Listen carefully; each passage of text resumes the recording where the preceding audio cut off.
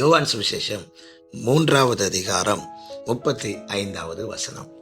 பிதாவானவர் குமாரனில் அன்பாயிருந்து எல்லாவற்றையும் அவர் கையில் ஒப்பு கொடுத்திருக்கிறார்.